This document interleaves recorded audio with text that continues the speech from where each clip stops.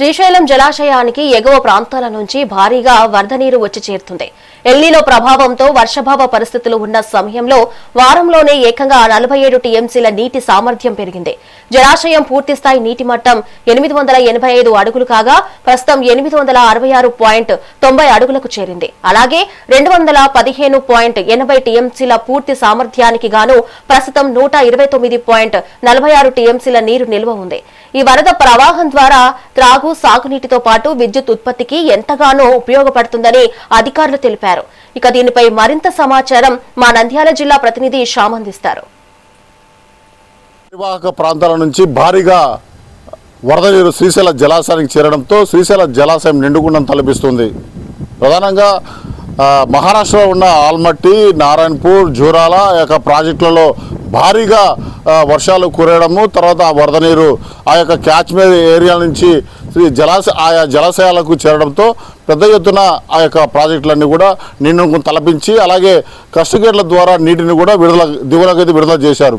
ఆ క్రమంలో జూరాల నది కూడా పూర్తి స్థాయిలో అంటే ఆ యొక్క జలాశయం నిండి కిందకు ఈ యొక్క నీటిని అయితే విడుదల చేసిన క్రమం ఉంది. ఆ క్రమంలో ప్రస్తుతం అయితే శ్రీశైల జలాశయానికి అయితే 2,45,000 పైచులకైతే శ్రీశైల జలాశయానికి భారీగా వరద నీరు చేరడంతో ఒట్టిపోయిన ఈ యొక్క శ్రీశైల జలాశయం ప్రస్తుతం అయితే నిండు కుండం తలపిస్తుంది.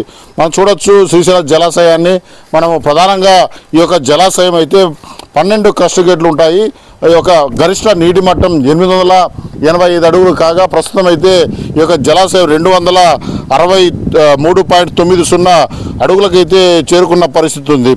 ప్రధానంగా శ్రీశైల జలాశయం పూర్తిస్థాయి నీటి నిల్వ సామర్థ్యం 215.8070 ఈ యొక్క టీఎంసీల నీటి సామర్థ్యం కాగా ప్రస్తుతం అయితే 118.6216 టీఎంసీల నీటి నిల్వ అయితే శ్రీశైల జలాశయానికి చేరుకుంది. మనం చూడొచ్చు ఆ క్రస్ట్ గేట్లు బ్యాక్ సైడ్ ఉన్న గ్రేట్ క్రస్ట్ గేట్లు చూడొచ్చు. మనము ఇదివరకైతే ఒట్టిపోయి 10 రోజుల క్రితం కేవలం 820 వరకు ఈ యొక్క శ్రీశైల జలాశయం ఒట్టిపోయింది. ఆ యొక్క నీటి జలాలు లేక రైతాంగం విద్యుత్పత్తి సంబంధించిన అధికారులు కూడా బెంబెలెత్తిపోయిన పరిస్థితి ఉంది. ఎలినో ప్రభావంతో సంబంధించి ఈ యొక్క నీటి లభ్యత కావచ్చు, వర్షాలు కురవకపోవడంతో ప్రాజెక్టులో మొత్తం కూడా ఎండిపోయిన పరిస్థితి ఉంది. అటువంటిది 10 రోజుల్లో ఈ యొక్క శ్రీశైల జలాశయం అయితే ఇప్పటికే 863.90 అడుగులకు చేరుకోవడం మాత్రం ఆశ్చర్యంగానే చెప్పుకోవచ్చు. ఈ యొక్క మాన్సూన్లో అయితే వర్షాలు భారీగా కురవడము, తద్వారా పెద్ద ఎత్తున ఈ యొక్క శ్రీశైల జలాశయాన్ని నీటి నిల్వ రావడంతో రైతాంగం కూడా పెద్ద ఎత్తున హర్షం వ్యక్తున్న పరిస్థితి ఉంది.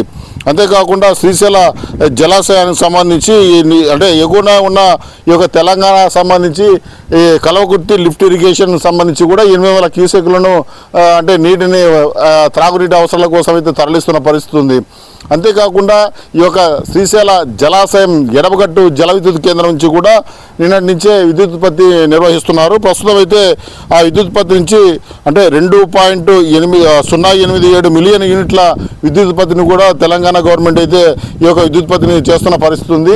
ప్రస్తుతం అయితే ఏపీకి సంబంధించి కుడిగట్టు జల విద్యుత్ కేంద్రం సంబంధించి అయితే ఇంతవరకు ఎటువంటి విద్యుత్పత్తి చేయలేదు. అధికారులు అయితే ఇంతవరకు అనుమతులు ఇవ్వలేదనేసి చెప్తున్న పరిస్థితి ఉంది.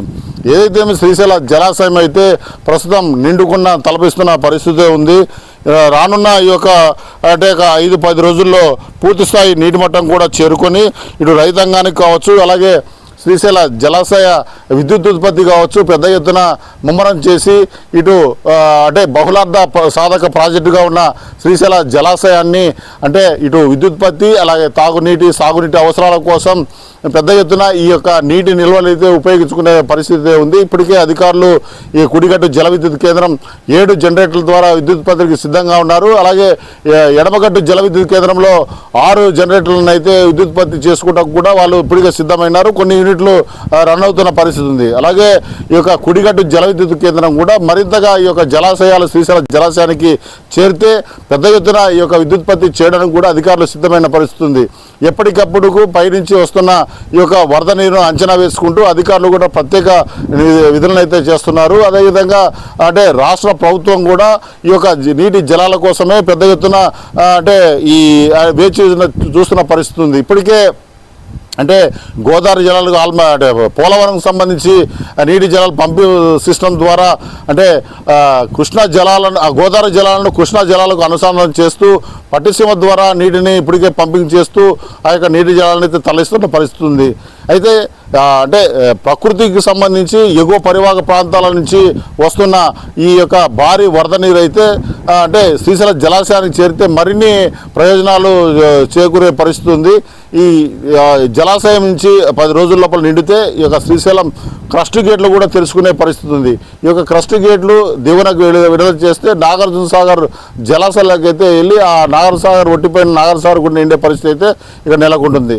ఏదైతేనేమో మనం కూడా ఆశిద్దాము పెద్ద ఎత్తున వరద నీరు వస్తే ఇటు విద్యుత్పత్తి అలాగే రైతాంగము తాగునీటి సాగునీటి అవసరాలకు వస్తే పెద్ద ఎత్తున ఈ యొక్క నీటి అవసరాలు తీర్చే అవకాశం అయితే ఉన్నట్టుగా మనకు అధికారులు అయితే వెల్లడించిన పరిస్థితి ఉంది. కెమెరామెన్ బాబుతో Shyam, mega 9 TV, Srisailam project, Nandyal జిల్లా.